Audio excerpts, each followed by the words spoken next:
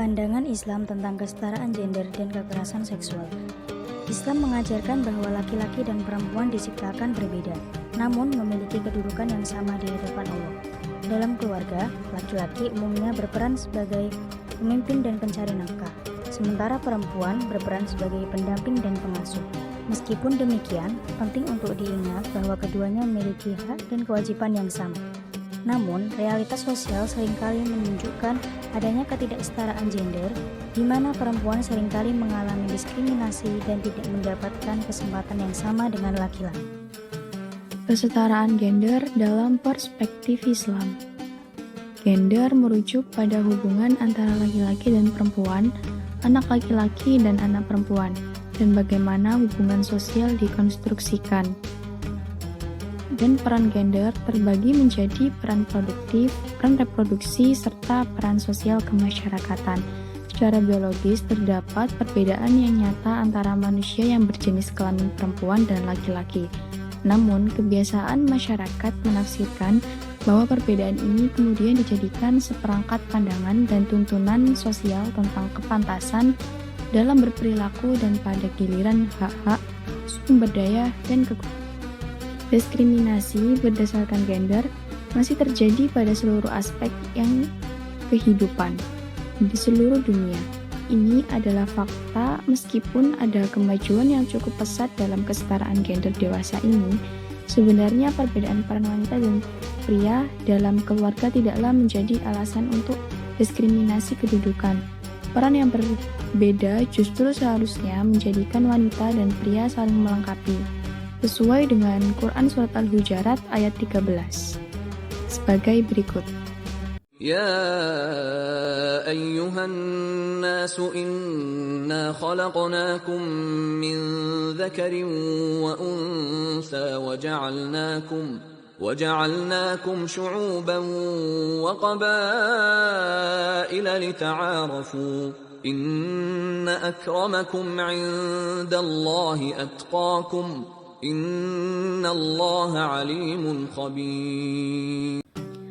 Ayat tersebut menegaskan bahwa Islam sebagai agama yang benar di sisi Allah telah menghapus diskriminasi kedudukan antara wanita dan laki-laki.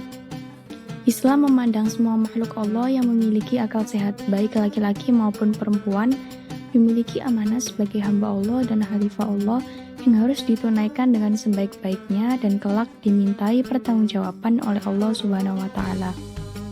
Kesetaraan gender dalam perspektif Islam. Keberadaan kaum wanita solehah dalam kehidupan sangat berarti sebagai nenek, ibu, istri, saudara perempuan, anak, dan cucu.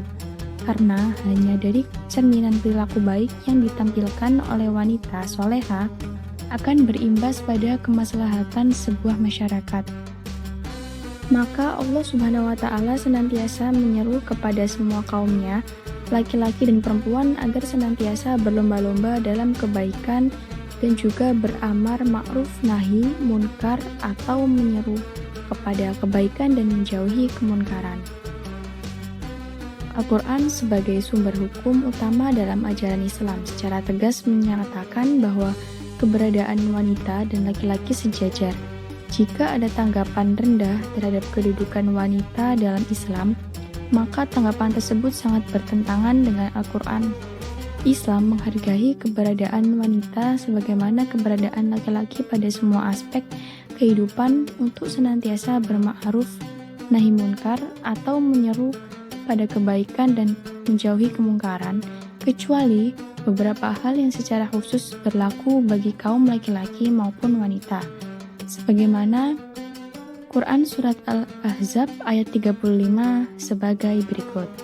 Innal muslimina wal muslimati wal mu'minina wal mu'minati wal qanitina wal qanitati was sadiqina was sadiqati was sabirin والصابرين والصابرات والخاشعين والخاشعات والمتصدقين والمتصدقات والصائمين والصائمات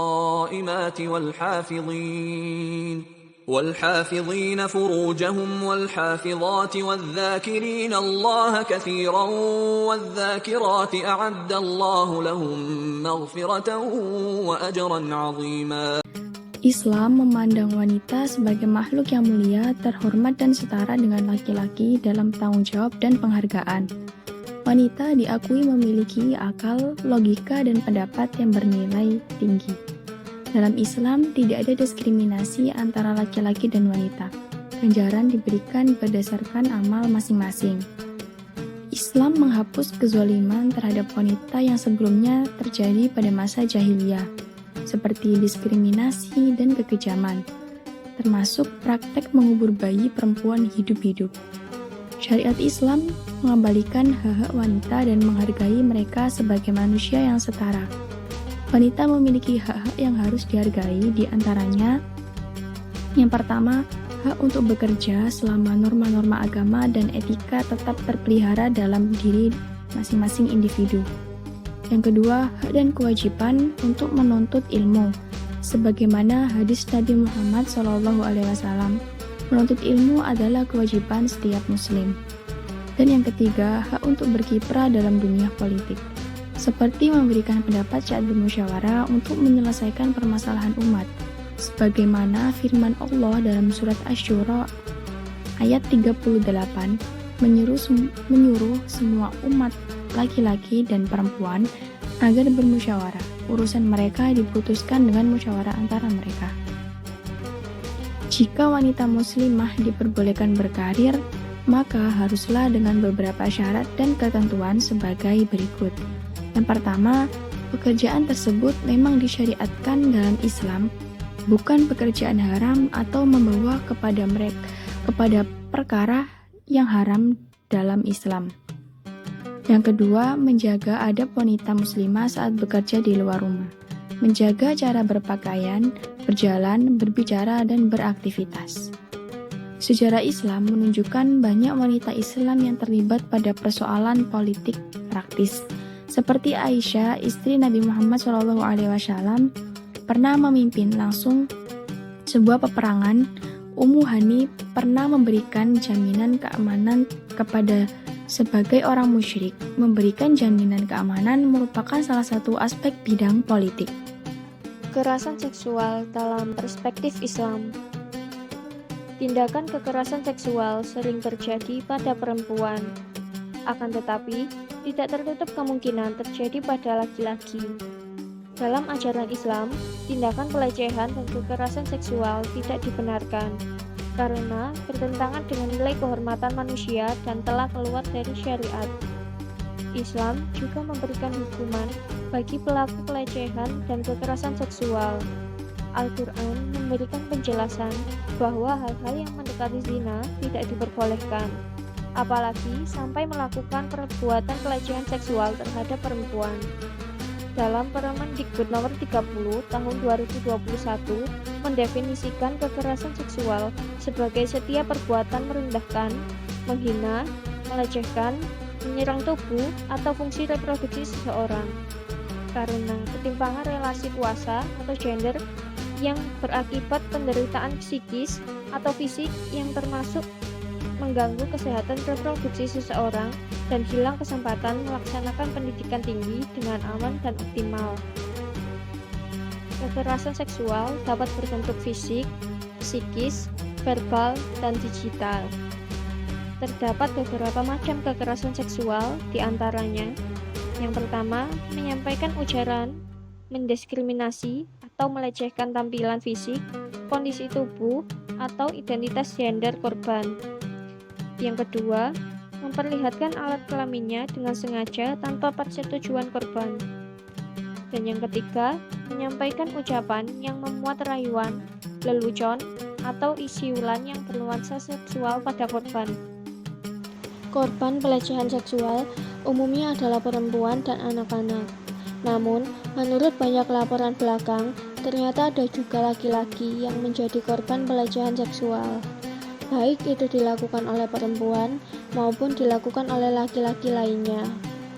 Pelakunya pun berasal dari berbagai kalangan, dari orang terdekat seperti keluarga, kerabat, tetangga, pegawai rendahan maupun pejabat eksekutif, orang yang tidak berpendidikan maupun orang yang berpendidikan tinggi. Bahkan orang yang kita anggap religius pun ternyata ada yang menjadi pelaku pelecehan seksual. Berdasarkan data, untuk kelompok umur 13 sampai dengan 17 tahun, presentasi kekerasan seksual terlihat lebih tinggi pada laki-laki dibandingkan perempuan, yaitu sebesar 8,3% atau 2 kali lipat dari prevalensi kekerasan seksual pada perempuan yang mencapai 4,1%. Jumlah kasus kejahatan kesusilaan yang ada di Indonesia menunjukkan bahwa jumlah korban yang mengalami juga banyak. Padahal Indonesia mayoritas memeluk Islam, dan Islam dengan tegas mengharamkan segala bentuk kekerasan dan penindasan termasuk kejahatan seksual. Allah Subhanahu wa Ta'ala berfirman dalam Quran surat An-Nur ayat 33. وَلْيَسْتَعْفِفِ الَّذِينَ لَا يَجِدُونَ نِكَاحًا حَتَّى يُغْنِيَهُمُ اللَّهُ مِنْ فَضْلِهِ وَالَّذِينَ يَبْتَغُونَ الْكِتَابَ مِمَّا مَلَكَتْ أَيْمَانُكُمْ فَكَاتِبُوهُمْ إِنْ عَلِمْتُمْ فِيهِمْ خَيْرًا وَآتُوهُمْ مِمَّا لِلَّهِ الَّذِي آتَاكُمْ وَلَا تُكْرِهُوا فَتَيَاتِكُمْ عَلَى الْبِغَاءِ إِنْ أَرَدْنَ تَحَصُّنًا لِتَبْتَغُوا عَرَضَ الْحَيَاةِ الدُّنْيَا وَمَنْ يُكْرِههُّنَّ فَإِنَّ اللَّهَ مِنْ بَعْدِ إِكْرَاهِهِنَّ غَفُورٌ رَحِيمٌ. Ayat tersebut menegaskan bahwa wanita dilindungi di dalam Islam dari hal-hal yang bersifat melecehkan dan merusak kehormatannya sebagai wanita. Kasus pelecehan seksual bisa terjadi pada siapa saja, laki-laki, perempuan, anak-anak, remaja, maupun dewasa. Terjadinya bisa di mana saja, di tempat umum seperti di jalan, mal, di dalam kendaraan umum, di sekolah atau universitas, dan di tempat kerja, baik swasta maupun instansi pemerintah. Bahkan pernah pula diberitakan adanya kasus pelecehan yang terjadi di tempat ibadah. Bahkan di dalam rumah pun bisa terjadi kasus pelecehan seksual sampai dengan pemerkosaan terhadap anak. Padahal di rumah seharusnya semua anggota keluarga merasa aman dan nyaman. Bahkan kini, pada era keterbukaan informasi dan teknologi saat ini, di mana kita semua bisa terhubung dengan orang lain setiap saat, maka tindakan pelecehan seksual juga bisa terjadi melalui jaringan internet pada sarana tersebut. Pada prinsipnya, kekerasan dapat menimpa siapa saja, baik laki-laki maupun perempuan. Namun, jika dilihat lebih dekat, maka akan terlihat bahwa proporsi perempuan yang pernah mengalami kekerasan jauh lebih tinggi daripada laki-laki. Ini adalah fakta sosial yang menunjukkan bahwa kesetaraan gender memiliki dampak yang signifikan. Kekerasan seksual sebenarnya sudah ada sejak zaman Nabi. Dalam satu riwayat Nabi, tercatat bahwa jika ada seseorang ditusuk dengan jarum besi, itu lebih baik daripada melakukan tindakan tidak senonoh atau perbuatan cabul kepada perempuan yang bukan istrinya. Di riwayat lain, Nabi menyatakan bahwa bergelumur dengan babi yang kotor lebih baik daripada meminta perlindungan dari perempuan yang bukan istrinya. Dua riwayat ini menegaskan bahwa kekerasan seksual adalah tindakan yang diharapkan dalam Islam karena merendahkan martabat manusia, baik pelaku maupun korban. Pertumbuhan dan perkembangan peradaban Islam tentang kesetaraan gender dan kekerasan seksual. Pengaruh peradaban Islam pada kesetaraan gender. Pendidikan dan ekonomi pada masa kejayaan peradaban Islam, banyak perempuan yang berperan aktif dalam pendidikan, ilmu pengetahuan, dan bahkan perdagangan. Di kota-kota seperti Baghdad, Cordoba, dan Kairo, perempuan memiliki akses untuk belajar dan berpartisipasi dalam kegiatan ekonomi dan sosial. Peran perempuan dalam politik sebagai contoh, Sultanah Razia memimpin kerajaan Delhi dan menunjukkan bahwa perempuan bisa menjadi pemimpin yang adil dan bijaksana. Bahkan di masa Khilafah Umayyah dan Abbasiyah, banyak perempuan yang berpengaruh dalam politik dan pemerintahan. Perlindungan terhadap kekerasan seksual. Hukum syariah yang membela perempuan, hukum Islam, meskipun diterapkan secara bervariasi di berbagai belahan dunia, secara umum melindungi perempuan dari kekerasan seksual dan memberikan hak bagi korban untuk mendapatkan keadilan. Peran ulama dalam membela hak perempuan. Para ulama dan cendekiawan muslim seringkali mengeluarkan fatwa yang menegaskan pentingnya perlindungan terhadap perempuan dan menentang segala bentuk kekerasan seksual. Kesimpulan pada materi ini adalah yang pertama, Islam menghapus diskriminasi gender dan memandang laki-laki serta perempuan setara dalam tanggung jawab sebagai hamba Allah dan khalifah. Yang kedua, Islam melindungi kehormatan perempuan melalui aturan seperti menutup aurat, menjaga pandangan, dan tidak bepergian tanpa mahram untuk mencegah pelecehan. Yang ketiga, kekerasan seksual online berupa pelanggaran privasi atau tindakan tidak konsensual, bertentangan dengan ajaran Islam yang menjunjung harkat dan martabat manusia.